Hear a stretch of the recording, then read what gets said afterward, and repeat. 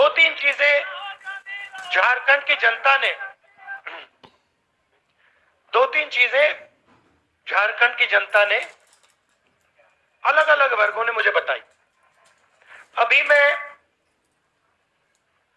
आदिवासी गांव से आ रहा हूं, वहां पे हमने आदिवासी महिलाओं से बात की और उन्होंने हमें बताया कि पूरे झारखंड में, पूरे देश में आदिवासियों से उनकी जमीन छीनी जा रही है।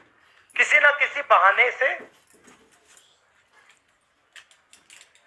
अंत में यह होता है, विकास का नाम लिया जाता है, सड़क बनाने का नाम लिया जाता है, मगर अंत में आदिवासी को पता लगता है कि उसकी जमीन हड़प ली गई है या किसी एनजीओ को पकड़ा दी गई है या किसी अरबपति अदानी जैसे व्यक्ति को पकड़ाई दी।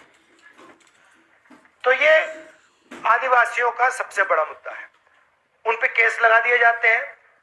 इसी अभी कुछ ही देर पहले एक एनजीओ की जमीन है, वहां पे आदिवासियों की जमीन छीन ली, उनको कॉम्पनसेशन तक नहीं दिया और उनकी जमीन लेकर एनजीओ में डाल दी।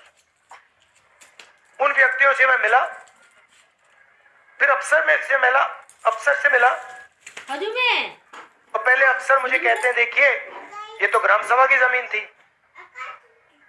तो फिर उन्होंने मुझे कागज दिखाया, जो व्यक्ति की जमीन गई उसने कागज दिखाया। तो फिर मैंने अफसर से कहा, भैया ये आप बताओ, ये क्या कागज फर्जी है? ये व्यक्ति झूठ बोल रहा है क्या?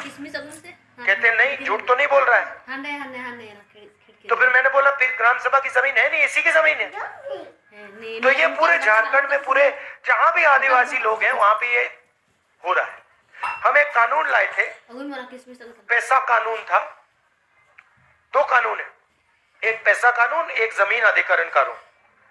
जमीन अधिग्रहण कानून में साफ लिखा गया है कि ग्राम सभा से बिना पूछे जमीन नहीं ली जा सकती। और अगर जमीन ली जाएगी,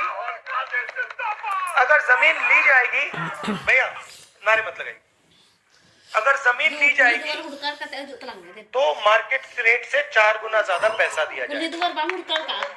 और अगर, मजे की बात सुनिए, अगर जमीन ली गई और 5 साल में उस जमीन का प्रयोग नहीं किया गया तो वो जमीन वापस दी जाए। अब झारखंड में लाखों एकड़ जमीन ली गई है, पिछली सरकार ने ली थी, लैंड बैंक बनाया, उसका कोई प्रयोग नहीं किया।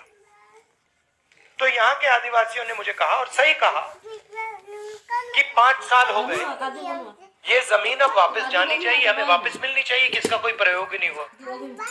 तो ये एक आदिवासियों के सामने सबसे बड़ा मुद्दा है।